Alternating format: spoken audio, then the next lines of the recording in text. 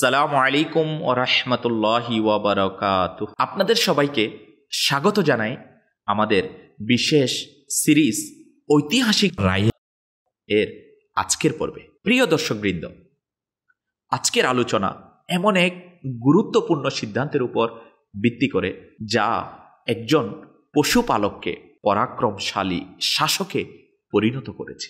আজকের পর্বে আমরা আলোচনা করব যুদ্ধ, পরীক্ষা, কষ্ট, জাতির ধ্বংস, এক জাতির ভাগ্য পরিবর্তন সহ গুরুত্বপূর্ণ নানা বিষয়ের উপর। হযরত মূসা আলা নবিয়িনা ওয়া আলাইহিস সালাতু ওয়াস সালামের পর বনি ইসরাইলের বিশ্বাস, আকাইদ ও আমলসমূহের ব্যাপক অবনতি ঘটে।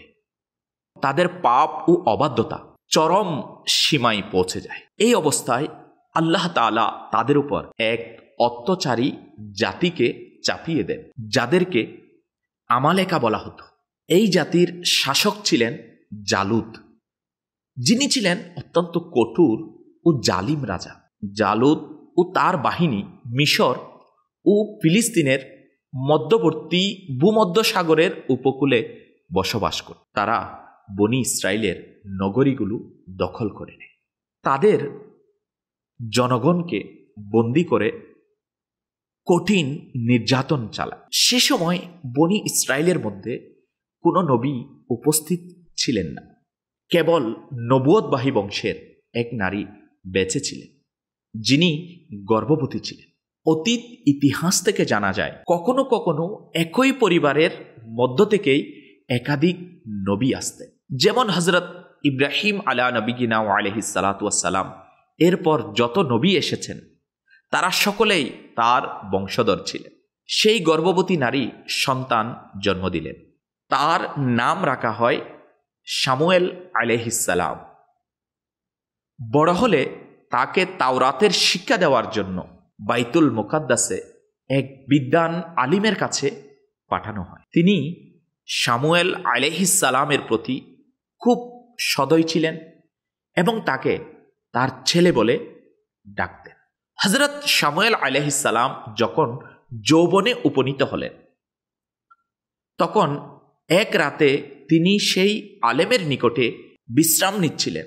এমন সময় হযরত জিবরাইল আমিন আলাইহিস সালাম আলেমের কণ্ঠে ডেকে বললেন, হে শামুয়েল। তিনি মনে করলেন হয়তো সেই আলেম তাকে ডাকছে, তাই তার কাছে গিয়ে জিজ্ঞেস করলেন, আপনি কি আমাকে ডাকছিলেন? তিনি যেন ভয় না পান তা ভেবে আলেম বললেন, বেটা, তুমি ঘুমিয়ে পড়ো। কিন্তু এরপর হযরত জিবরাইল আলাইহিস সালাম আবারও একইভাবে ডাকলেন এবং শামুয়েল আলাইহিস সালাম আবার সে আলেমের কাছে গেলেন।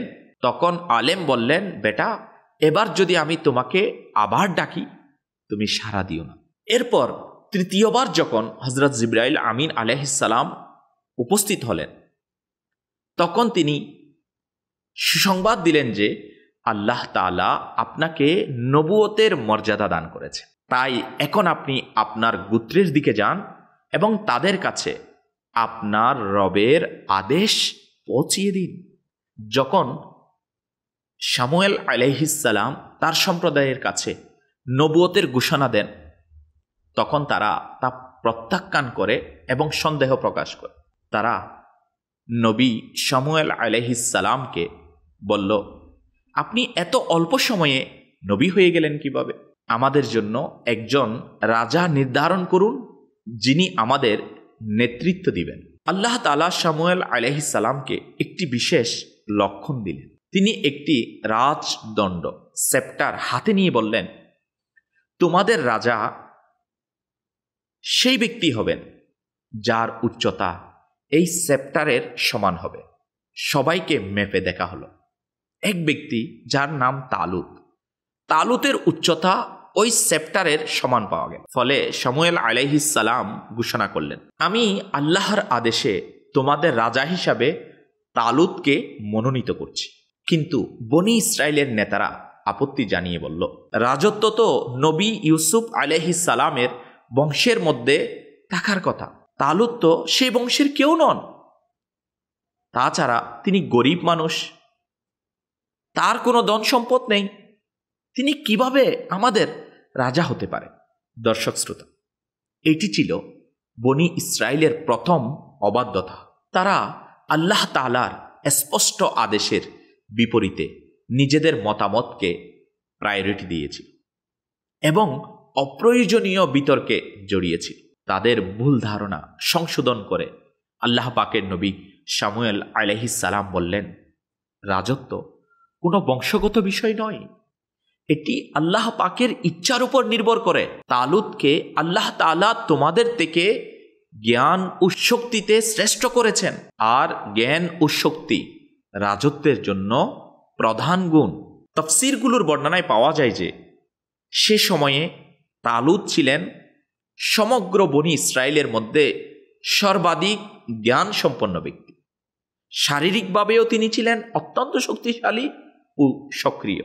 বনি ইসরায়েল তখন একটি নিদর্শন চাইল, যাতে বোঝা যায় যে সত্যিই তালুত তাদের রাজা। তখন নবী শামুয়েল আলাইহিস সালাম জানালেন যে আল্লাহ তাআলা এক বিশেষ নিদর্শন দেবেন। তোমাদের সেই পবিত্র তাবুত তোমাদের কাছে ফিরে আসবে, যাতে তোমাদের পূর্ববর্তী নবীদের স্মৃতি চিহ্ন রয়েছে। এই পবিত্র তাবুত আল্লাহ তাআলা প্রথমে হযরত আদম আলাইহিস সালাম এর কাছে প্রেরণ করেছিলেন। এতে সমস্ত নবী আলাইহিমুসসালাম ও তাদের আবাসস্থলগুলোর প্রতিচিত্র ছিল। এছাড়াও এতে নবীদের বিভিন্ন তাবারুকাত, পবিত্র স্মৃতিচিহ্ন সংরক্ষিত ছিল। এই তাবুত প্রজন্মের পর প্রজন্ম ধরে স্থানান্তরিত হয়ে হযরত মূসা আলা নবিয়্যিনা ওয়া আলাইহিস সালাতু ওয়াস সালাম এর কাছে এসে পৌঁছে। কিন্তু যখন বনি ইসরায়েল নৈতিকভাবে দুর্বল হয়ে পড়ে এবং তাদের দুরাচার ও অসৎকর্ম অনেক বেশি বেড়ে গিয়েছিল, তখন আল্লাহ তাআলা তাদের উপর আমালিকা জাতিকে চাপিয়ে দেয়। আমালিকারা বনি ইসরায়েলকে পরাজিত করে এই তাবুত ছিনিয়ে নেয় এবং এটাকে তাচ্ছিল্য করে অপবিত্র ও নোংরা স্থানে রেখে অসম্মান করে। তাদের এই দুঃসাহস ও অবজ্ঞার ফলে আমালিকা জাতি ভয়াবহ রোগ ব্যাধি ও বিপর্যয়ে আক্রান্ত হয়। তাদের 5টি জনপদ ধ্বংস হয়ে যায় এবং তারা নিশ্চিত হয়ে যায় যে এই দুর্ভোগের মূল কারণই হল তাবুতের প্রতি তাদের অবমাননা ও অশ্রদ্ধা। অবশেষে তারা তাবুতটিকে একটি গরুর গাড়িতে তুলে দিয়ে গরুগুলোকে ছেড়ে দেয়। আল্লাহ তাআলার হুকুমে ফিরিস্তারা এই তাবুতকে নবী শামুয়েল আলাইহিস সালাম এর বানানো রাজা তালুতের নিকট নিয়ে আসে। যেহেতু এই তাবুতের প্রত্যাবর্তনকেই বনি ইসরায়েল এর জন্য তালুতের রাজত্বের নিদর্শন নির্ধারিত করা হয়েছে, তাই এটিকে দেখে তারা তালুতকে নির্দ্বিধায় তাদের রাজা হিসাবে মেনে নেয়। এরপর তারা তালুতের নেতৃত্বে জিহাদের জন্য প্রস্তুত হয়ে যায়। তালুত তখন সতর্কতার সঙ্গে বাছাই করে বনি ইসরায়েল থেকে প্রায় 70,000 দক্ষ ও সাহসী যুবককে সেনাবাহিনীতে অন্তর্ভুক্ত করে এবং আল্লাহ পাকের পথে জিহাদের জন্য তাদেরকে প্রস্তুত করেন, যাদের মধ্যে হযরত দাউদ আলাইহিস সালামও অন্তর্ভুক্ত ছিলেন। তালুত তার সেনাবাহিনী নিয়ে বাইতুল মুকাদ্দাস থেকে যাত্রা শুরু করলেন। যেহেতু এই সফর প্রচণ্ড গরমের মধ্যে হচ্ছিল, সৈন্যরা প্রচণ্ড তৃষ্ণার্ত হয়ে পড়ল। তখন তালুত তাদের সতর্ক করে জানালেন, অতি শীঘ্রই তোমরা একটি নদীর সামনে যাবে, কিন্তু মনে রেখো এটি তোমাদের জন্য একটি পরীক্ষা। তাই কেউ যেন এই নদী থেকে পানি পান না করে। তালুত এই নির্দেশনা দিয়েছিলেন হযরত শামুয়েল আলাইহিস সালাম এর উপর অবতীর্ণ হওয়া ওহীর ভিত্তিতে। তিনি আরও বললেন, যে কেউ এই নদী থেকে পেট ভরে পানি পান করবে সে আমার দলের অংশ থাকবে না। এই আদেশ আসলে এক পরীক্ষাই ছিল। যারা প্রবল তৃষ্ণার সময় ধৈর্য ধরে নিজেদের নিয়ন্ত্রণ করতে পারবে, তারা ভবিষ্যতেও ধৈর্য ও কঠিন পরীক্ষার সম্মুখীন হতে পারবে। আর যারা তখনই নিজেদের খেয়াল খুশির অনুসরণ করবে, আদেশ অমান্য করবে, তারা ভবিষ্যতের কঠোরতাও সহ্য করতে পারবে না। তবে সৈন্যদের জন্য একেবারে নিষেধাজ্ঞা ছিল না, শুধু হাতের তালুতে সামান্য কয়েক ডুব পানির অনুমতি দেওয়া হয়েছে। প্রিয় দর্শক শ্রোতা, যখন তারা সেই নদীর কাছে পৌঁছালো, তখন বনি ইসরাইল এর অধিকাংশই এই পরীক্ষায় ব্যর্থ হল। তারা নিজেদের নিয়ন্ত্রণ রাখতে পারল না এবং পেট ভরে পানি পান করল। কিন্তু মাত্র ৩১৩ জন সৈন্য ধৈর্য ধরতে সক্ষম হয়েছে। তারা অল্প কয়েক ডুব পানিতেই সন্তুষ্ট হয়ে গেলেন এবং তাদের ধৈর্য ও ঈমান আরও সুদৃঢ় হয়ে গেল। ফলে তারা নিরাপদে নদী পার হতে সক্ষম হল। অন্যদিকে যারা বেশি পানি পান করেছিল, তারা দুর্বল হয়ে পড়ল, তাদের তৃষ্ণা আরও বেড়ে গেল, ঠোঁট কালো হয়ে গেল এবং তারা ভীরু হয়ে গেল। তখন তারা সেই জালিম ও অত্যাচারী বাদশাহ জালুতের বিশাল ও শক্তিশালী সেনাবাহিনীকে দেখল। তখন তারা হতাশ হয়ে বলল, আজ তো আমরা এই জালুত এবং তার বাহিনীর সঙ্গে লড়তে পারব না। এরপর তারা যুদ্ধের ময়দান থেকে পিছিয়ে গেল।